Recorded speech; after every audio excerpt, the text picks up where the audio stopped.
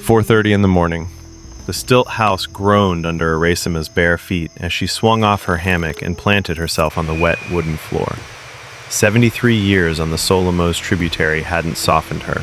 They'd carved her down to something lean and permanent, like the iron bark posts holding her home above the flood.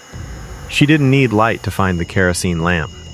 Her hands moved by memory, struck the match on the third try, cursed her stiffening fingers, and let the amber glow fill the single room. Outside, the Varzea stretched in every direction. Brown water where solid ground used to be. Her house sat on stilts 12 meters high, and the flood still lapped at the bottom porch step. The routine hadn't changed in 41 years. Not since Raoni, her husband, her anchor, taught her the order of things. Check fishing lines before dawn, paddle to the gill nets, sort the catch by size and species, trade at the floating market 3 kilometers downriver, return before the afternoon storms poured off the Serra do Divisor and turned the current into something with teeth. Raoni had been dead 11 years. Fer de lance bite, a juvenile hiding in the dry season woodpile, no thicker than her wrist. She'd treated snake bites for half the families on this stretch of river, but couldn't save the one person she'd built her entire life around. That failure lived in her chest like a swallowed stone, heavy, sharp-edged, permanent. Avo, it's not even light out. The fish aren't going anywhere. Taina, her granddaughter, 16 years old, sent upriver by Iracema's daughter Orquídea to learn the old ways before the old ways died. The girl slept in a hammock strung across the corner, dark hair spilling over the edge like river grass. She had Raoni's face, wide cheekbones, steady eyes that caught light even in this dim amber. And his stubbornness, too. Iracema didn't answer. She pulled on rubber boots patched so many times they were more glue than rubber, grabbed the wooden paddle leaning by the door, and stepped onto the porch. Her canoe bobbed below, tethered to the bottom step by a rope she'd reknotted every week for a decade. Mist sat on the flooded forest like gauze over a wound. Somewhere in the dark, a caiman slid off a submerged log, the only evidence a circle of ripples spreading where it had been. The water was higher than yesterday. Third nail on the support post. Underwater now. Flood pulse still climbing. The river decides, as Raoni used to say. We adapt, or we drown. At least take the motor today. The current's pulling hard near the old cemetery bend. The small outboard cost fuel. Fuel cost money she wouldn't have until the catch sold. Besides, her arms still worked. Her paddle still cut water clean. The day she couldn't move her own canoe was the day they could carry her to that cemetery bend and drop her in next to Raoni. She lowered herself into the canoe, one hand white-knuckling the porch rail, the other finding the worn groove in the bow seat where her body had carved a shallow dip over 40 years. This canoe. Raoni had shaped it from a single Itauba trunk the year they married. It leaked from the stern now, a slow weep that collected in the bilge, and she bailed it twice a day without complaint. The wood still smelled like him when it rained. First fishing line came up empty. Second one had been picked clean, probably a turtle working the bait overnight. Third line snapped when she pulled.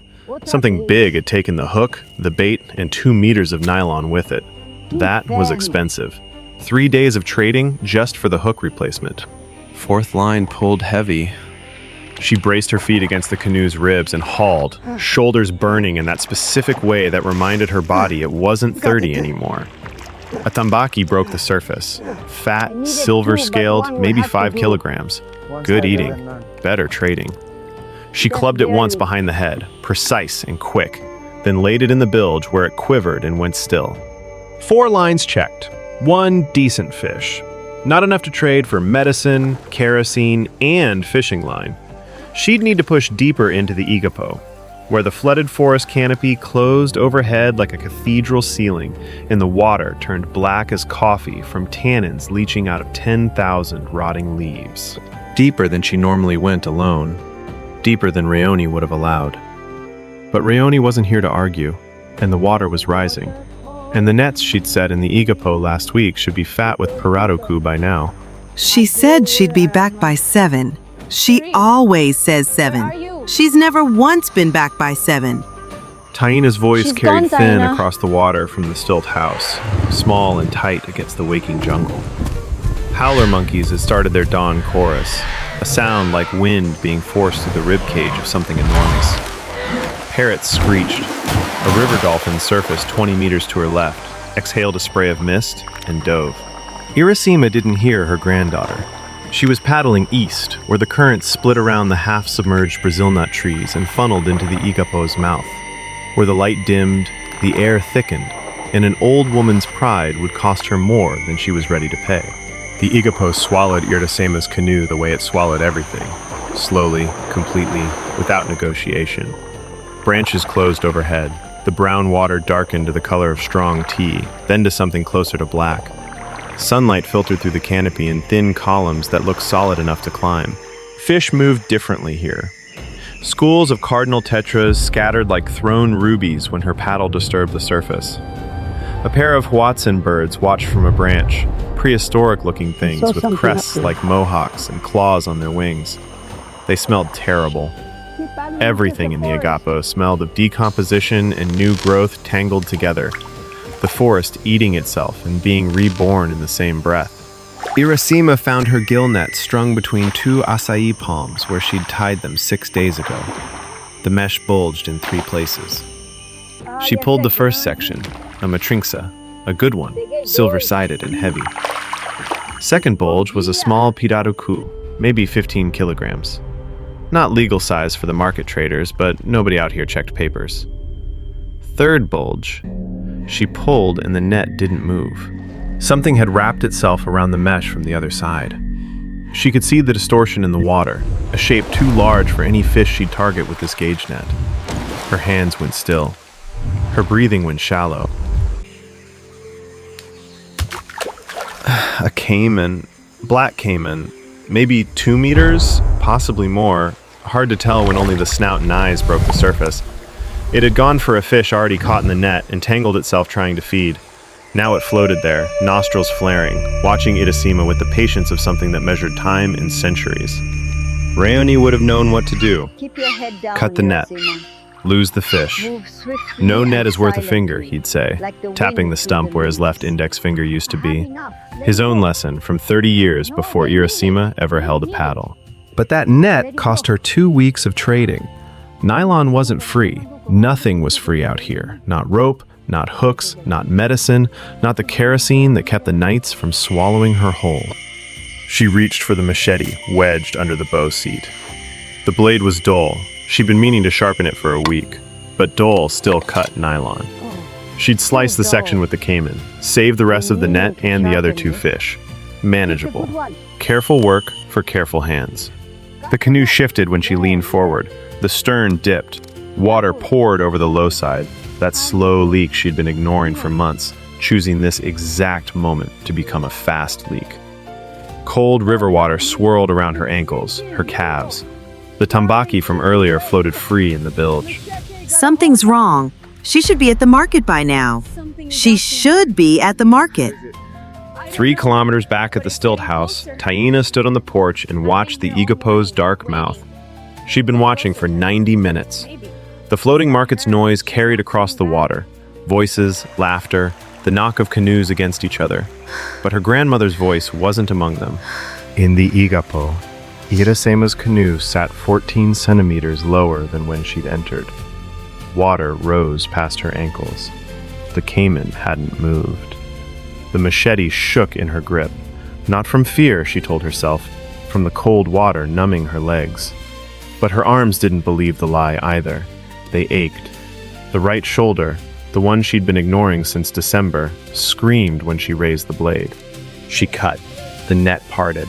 The caiman surged backward, taking a full section of mesh with it, and disappeared into water so dark it might as well have been ink. Gone. 200 reais of net gone with it. The canoe was sinking.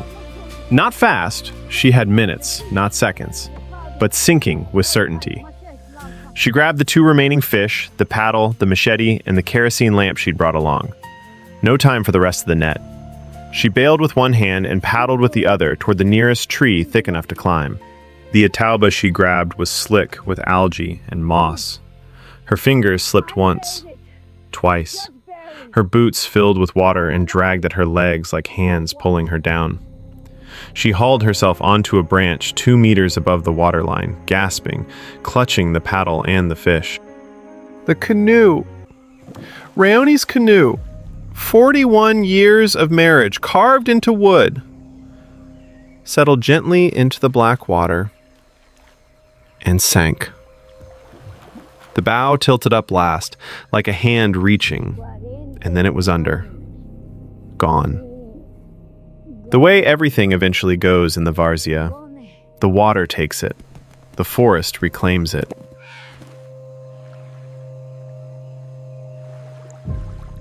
Iracema pressed her forehead against the bark. The Igapo stretched in every direction. Flooded forest, no trails, no landmarks above the waterline. Her stilt house was 3 kilometers west. She was sitting in a tree with 2 fish, a dull machete, and no boat. Somewhere between the howler monkeys and the piranhas picking at insects on the surface, she heard it. A motor. Small, sputtering, running on the last dregs of fuel she'd said they couldn't afford. Coming from the west. Coming fast. The motor cut out 50 meters from the Itauba tree. Fuel gone. Exactly as Iracema had predicted when she'd refused to use it that morning. The silence that followed was so complete she could hear her own pulse thudding in her ears, and the gentle slap of a paddle against water. Taina emerged from the canopy shadows in the old aluminum canoe. The backup, the one with the dented hull Iracema kept meaning to patch. The girl's face was tight with concentration, dark hair tied back with a strip of rubber, paddle cutting the water in the same smooth rhythm Iracema had taught her 3 months ago. She'd navigated the Igapo alone, at 16, through flooded forest that disoriented grown men who'd lived here their whole lives.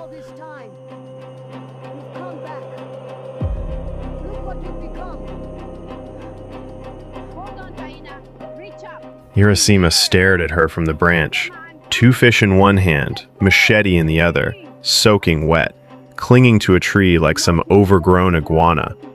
She wanted to yell, "You shouldn't have come! It's dangerous! What if you've gotten lost?" But the words caught in her throat, because the truth underneath was simpler and harder to say. She'd needed help, and help had come. Wearing her dead husband's face on a 16-year-old girl who paddled like she'd been born in a canoe. Grandmother, the water is calm now. Taina brought the aluminum canoe alongside the tree. Iracema lowered herself in, the same careful grip on the branch, the same testing of weight, but this time someone held the canoe steady from the other end. Such a small thing. Someone holding the boat while you climb in. She'd done everything alone for 11 years and never admitted that this one small thing, a steady hand on the gunwale, was what she missed most. The Itauba canoe. Avo, I'm sorry. I know what it meant to you. Iracema arranged the fish in the bilge, wrapped the machete in a strip of wet cloth, didn't look at the dark water where Raoni's canoe had gone down. 41 years in that hull. Her entire marriage, measured in paddle strokes and fishing lines and the worn groove that fit her body like a second skin. Gone now. The river takes what it wants. This isn't cruelty, it's arithmetic. The flood gives soil, fish, water for planting. The flood takes houses, canoes, sometimes people. You don't get to choose which column your losses land in. Taina paddled them west. The girl read the current without being told, angled the bow to let the flow push them through the narrow channels instead of fighting it. She knew which branches to duck under, which ones would hold weight if she needed to push off. 3 months of learning, and the Igapo already lived in her hands the way it lived in Iracema's. The floating market was past it. Doña Kalem waved from her canoe, still selling dried pirarucu and farinha from the same spot she'd occupied for 30 years. She saw the aluminum canoe, both of them inside, raised an eyebrow.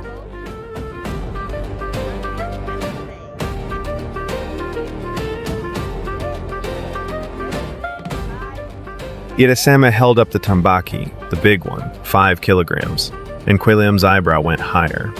A trade was made. Fish for kerosene, a spool of nylon line, and a small bottle of anti-inflammatory pills Irasema's shoulder had been begging for since Christmas. They reached the stilt house as the afternoon clouds stacked up over the Serra do Divisor. Purple-black towers of vapor that would dump everything they carried in about 2 hours. The house stood where it had stood for 31 years, patient, tilted slightly east from the last big flood. Stilts darkened with waterline marks like growth rings on a tree. Taina tied the canoe to the porch step. Irasema climbed out, and this time she let the girl hold the rail while she stepped up. Such a small concession, such an enormous one. Inside, Irasema lit the kerosene lamp. New fuel, steady flame. The room filling with that amber glow. She sat in her hammock and watched Taina clean the matrincha with the same quick knife work Irasema had demonstrated only once. The girl learned fast. Faster than Orquídea ever had. Faster than Irasema herself, if she was being honest. Avo, I could come with you tomorrow to check the lines. We could set new nets together where the old ones were. Irasema looked at her hands. Brown, lined, scarred across both palms from decades of nylon cuts and fish spines. Strong hands still, but not enough on their own anymore. That was the truth she'd been paddling away from all morning. The lie that said her value lived in her independence. It had sunk with the canoe. What she had left was something different. Not less, different. 41 years of river knowledge sitting in her bones, waiting to be passed into younger hands that would carry it forward after hers went still. Rayoni had taught her. She'd teach Taina. The river doesn't care who paddles. It only asks that someone does. That the lines get checked. That the nets get set. That the knowledge of currents and seasons and where the big fish hide during flood pulse, that none of it sinks and disappears the way canoes do. She cleared her throat, looked at her granddaughter, nodded once. You must go. There is no other way to save us. 4:30. Taina's face broke open. Not a smile, something bigger, something that rearranged her whole expression from worry into belonging. She nodded back, once, the same way. Outside, the storm rolled in. Rain hammered the palm thatch roof in sheets, turning the Varzea white with spray. The stilt house swayed on its posts, the way it always swayed, the way it had swayed through 31 floods, holding steady because that's what well-built things do. Inside, a 73-year-old woman and her granddaughter sharpened a machete together and planned tomorrow's route through the Igapo. The river would still be there, rising, taking, giving. And for the first time in 11 years, Irasema wouldn't be facing it alone. The storm won't let up. We need a new route. We'll go higher, through the Igapo. It will be safer.